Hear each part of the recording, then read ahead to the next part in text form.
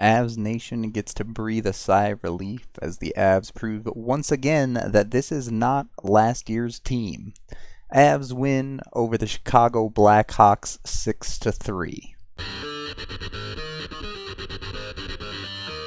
After getting dominated by Vegas in the last game, this response was better than I could have even hoped for from the Avs. It did start off a bit shaky. Just 1 minute in, the Avs get dinged for throwing the puck over the boards in the defensive zone. Luckily, the kill was on point and it swung momentum back into the Avs' favor. And just 24 seconds after going back to 5-on-5, the Avs get the big first goal. McKinnon does the heavy lifting here. He's going to use his speed to carry the puck out through the neutral zone. He does get knocked off it a bit and ends up losing a puck battle once he gains the Chicago zone, but he sticks with the play, and with the help of Landeskog, creates a turnover behind the net and then quickly finds Rantanen right out in front. From another angle, you can see Rantanen does a good job at reading the play and getting himself into a spot where he can receive McKinnon's pass, and he makes no mistake on this one, fires it right into the back of the net. A 1-0 lead, and the Avs really wouldn't look back from there. For the next 10 or so minutes of the first, during 5-on-5 play, it was really back and forth, as you can usually expect from Chicago and the Avalanche. Wide open hockey, a type of hockey that you can expect McKinnon to really thrive in. About 4 minutes after the first goal of the game, the Avs do end up taking another penalty, and that would be a little bit of a problem for the Avs tonight, as they did end up taking 5 penalties throughout the game.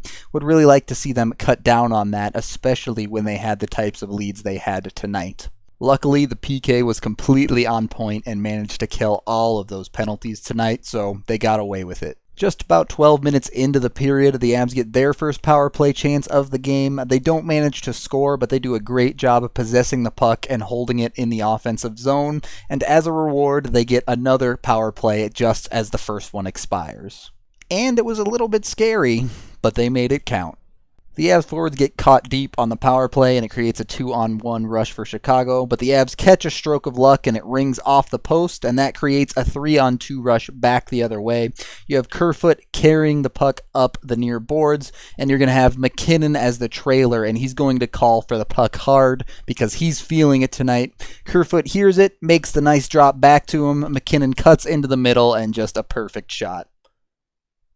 And the Avs weren't done there. With 35 seconds left in the period, Johnson takes a high stick to the face, and it draws blood for the double minor. And the Avs decide to capitalize on the first part of the power play before the period even ends. McKinnon's going to do something here we've all been asking him to do a lot more. He's going to collect the puck and then walk it in and decide to shoot. He actually manages to beat Anton Forsberg with the shot, but Duncan Keith is going to make a great play to keep it out of the net. But Rantanen is sitting waiting for the rebound, just flips it back towards the net, and it goes in. Even for your top line guys, they don't have to be pretty. Sometimes you just throw it at the net and good things happen. And oh man, does it feel good to score these last second goals. And the Avs take that 3-0 lead into the first intermission, knowing they have 2 minutes of power play coming out to start the second. While that power play doesn't result in a goal, it keeps the Avs rolling, and less than 3 minutes into the period, they tack on another one. We've seen the Avs D make this mistake a million times. Chicago has 3 forwards very deep in the offensive zone, and still Kempny decides to pinch in as the Avs are collecting the puck. Rantanen's going to give it to McKinnon, and McKinnon is going to do just enough to work it around Kempny, and it's a 2-on-1 going down the ice. McKinnon's going to defer to the captain on this one, and Landeskog doesn't think twice. He fires it in, creates a rebound, picks it up, and a perfect pass for a tap-in to McKinnon. 4 goals, and at least one of Rantanen and McKinnon have been directly involved in all of them.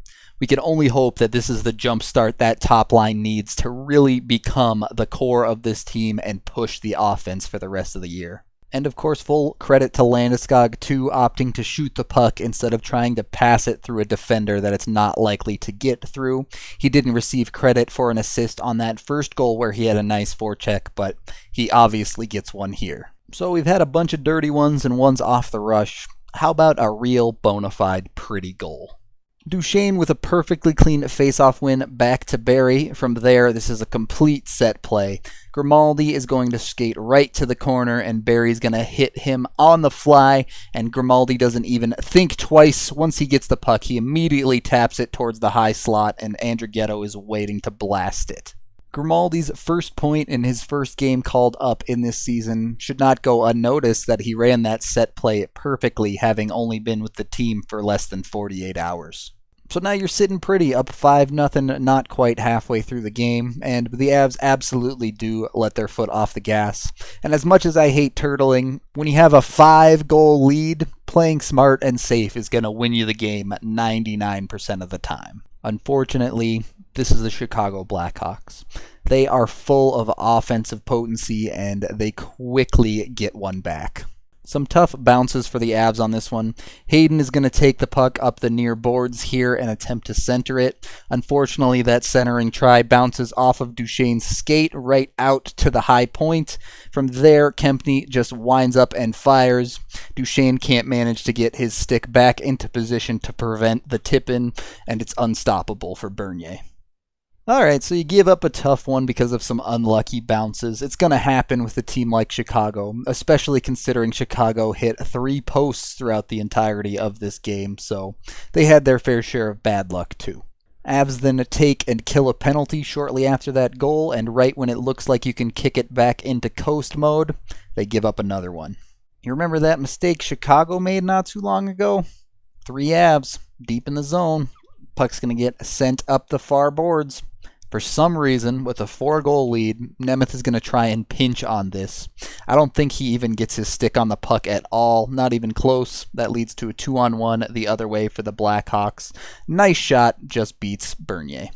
Just not a great idea from Nemeth there. Really not sure what he was thinking with that 4-goal lead, and I'm sure other teams' scouts have noticed, but both Avs goalies, Bernier and Varley, get beat on the far side blocker a lot when they're coming in a 2-on-1 against them. Not to say that's Bernier's fault, just something I've noticed. So now you're starting to worry a little bit. That 5-goal lead is now just 3, and there's still 6 minutes left in the second period. But the Avs weather the storm for the rest of the second, with Bernier playing well in net, and with 30 seconds left in the period, Chicago takes another penalty, and the Avs cruise into the third with that 3-goal lead. You knew Chicago was going to come out hard in the third. As soon as they killed a penalty, it was just all offense all the time for them. And the Avs are struggling with the turtle a little bit. They are holding on, not giving up goals, but Chicago was really starting to control the possession a bit too much. And right when you're starting to worry that they might collapse, the best thing that could happen does. A nice round of passing to start the play for the 3 Avalanche players high in the zone, being Johnson, Barberio, and Andrighetto. Eventually, they come around the horn, and Johnson is just going to throw one on the net from the point, with the little man Grimaldi waiting in front for the perfect tip.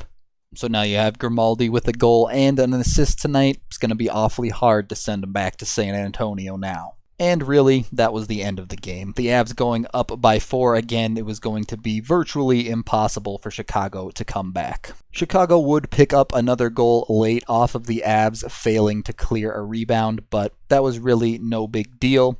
And the game would get a bit chippy as it went down the stretch. Particularly AJ Greer was always in the mix. But honestly, what I liked most about Greer's game was his effective hands and passing. He made a few very nice passes tonight, and that's what we need to see more of from him if he wants to stay with the big club. The Avs had both McKinnon and Rantanen out there with the empty net late to try and get the hat trick.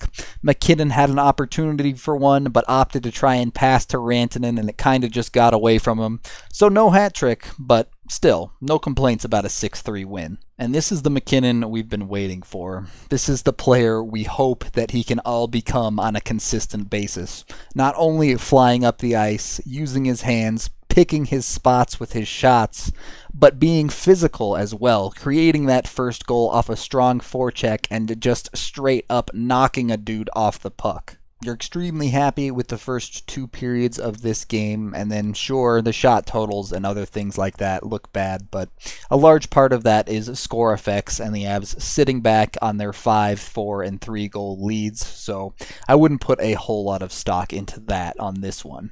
Obviously, the fan base, including myself, is quite jumpy after last season. We see the Avs get blown up by Vegas, and we think, oh boy, here we go, we're flying off the cliff.